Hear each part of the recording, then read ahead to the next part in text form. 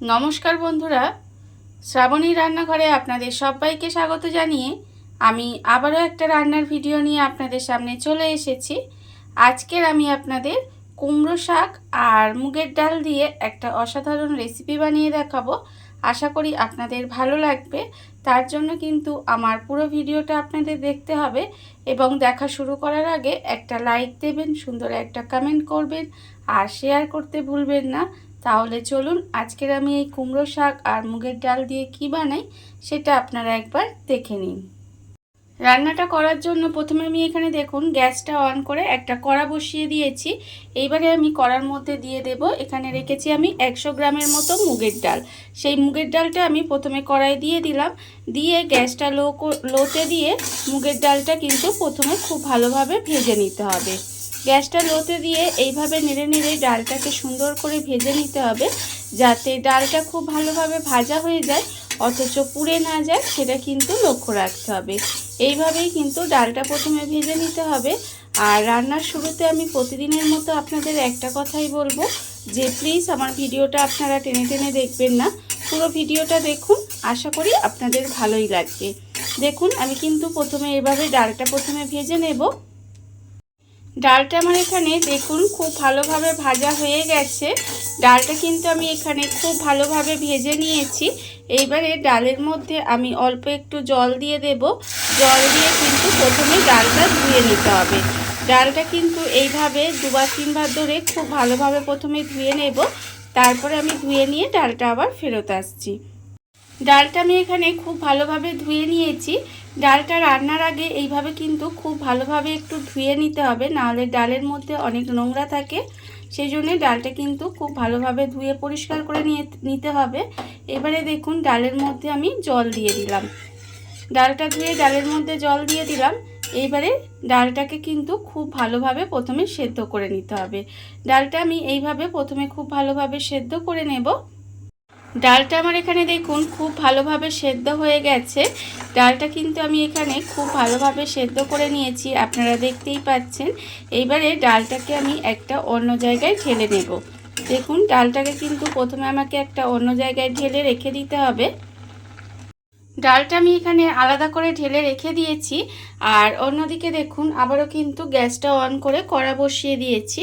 এইবারে আমি কড়ার মধ্যে দিয়ে দেব সর্ষের তেল। এখানে কিন্তু খুব বেশি তেল দেওয়ার দরকার নেই, আর এই রান্নাটায় কিন্তু খুব বেশি তেল মশলারও দরকার নেই, খুব কম উপকরণে রান্নাটা হয়ে যায়, অথচ খেতেও কিন্তু ভীষণ সুন্দর হয়। দেখুন এখানে আমি প্রায় 2 চামচের মতো সর্ষের তেল দিয়ে দিয়েছি।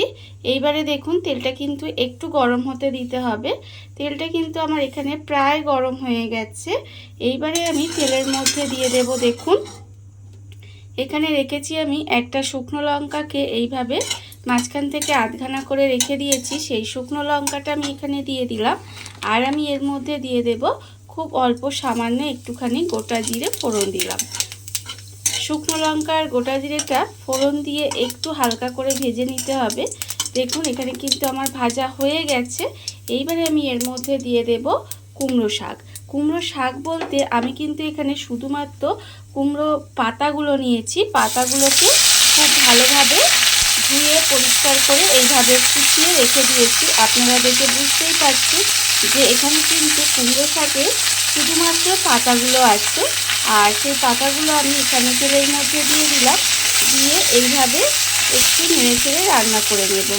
দেখুন এইভাবে একটু নেড়ে চেড়ে আমি কিন্তু এই শাকটাকে একটু ঢাকা দিয়ে কিছুক্ষণ রান্না হতে দেব, যাতে শাকটা নরম হয়ে অনেকটা কমে যায়। দেখুন এইভাবে একটু নেড়ে চেড়ে রান্না করে নিতে হবে।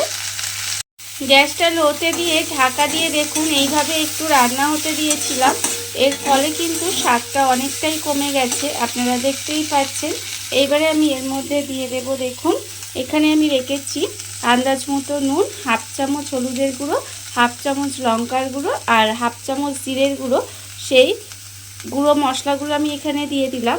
এবারে আমি এর মধ্যে দিয়ে দেব যে ডালটা আমি এখানে সেদ্ধ করে রেখেছিলাম, সেই ডালটাও কিন্তু আমি এখানে দিয়ে দিলাম। দিয়ে এগুলো খুব ভালোভাবে মিশিয়ে নেব। মিশিয়ে এইভাবে একটু রান্না করে নেব। দেখুন যেহেতু আমি এখানে গুঁড়ো মশলা দিয়েছি আর আমি রান্নাটায় জলটা আর ব্যবহার করব না, সেই জন্য এই সেদ্ধ ডালটা দিয়ে দিলাম।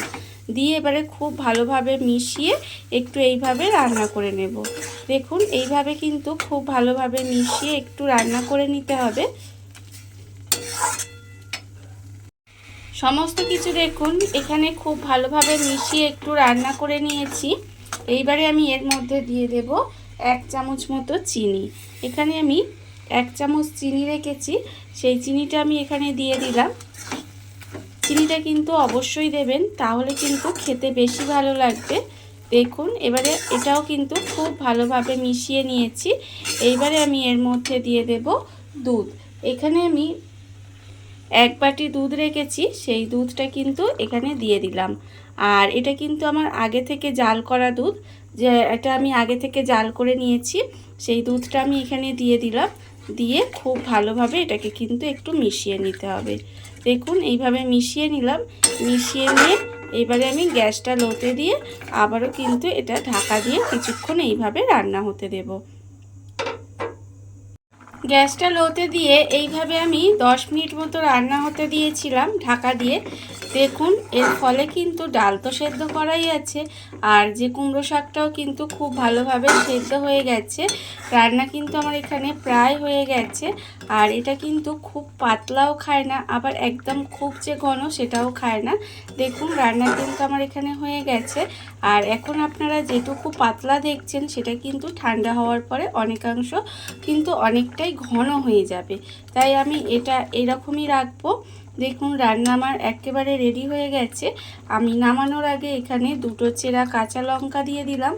আর আমি দেব এখানে 1 চামচ মতো ঘি। এখানে কিন্তু আমি ওপর থেকে 1 চামচ মতো ঘি ছড়িয়ে দেব। দেখুন এইভাবে আপনারাও কোনোদিন রান্নাটা করে দেখবেন, খেতে কিন্তু অসম্ভব সুন্দর হয়।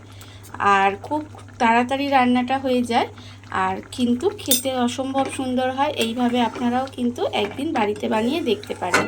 দেখুন ঘিটা দিয়ে এবারে খুব ভালোভাবে মিশিয়ে দিলাম। আর এর মধ্যে আর কিছুই দেব না আমি। ব্যাস রান্না আমার একেবারে রেডি। এবারে আমি আপনাদের পরিবেশন করে দেখাচ্ছি ঠিক কেমন হলো। দেখুন বন্ধুরা, বাড়িতে থাকা কত অল্প উপকরণে কত অল্প সময় কত সুন্দর একটা কুমড়ো শাক আর মুগের ডালের রেসিপি তৈরি হয়ে গেছে। আপনারা দেখতেই পেলেন। আর এটা কিন্তু খেতে অসম্ভব সুন্দর হয়। এইভাবে আপনারাও একদিন হলেও বাড়িতে বানিয়ে দেখতে পারেন। আর এই ভিডিওটা যদি আপনাদের ভালো লেগে থাকে, আপনারা যদি ফেসবুক থেকে দেখে থাকেন পেজটি ফলো করে দেওয়ার অনুরোধ রইল। আর যদি ইউটিউব থেকে দেখে থাকেন চ্যানেলটি সাবস্ক্রাইব করে নেওয়ার অনুরোধ রইল। তাহলে চলুন ভিডিওটা আমি এখানেই শেষ করছি। আপনারা সবাই ভালো থাকবেন, সুস্থ থাকবেন। আবারও হাজির হব নতুন কোনো রান্না নিয়ে।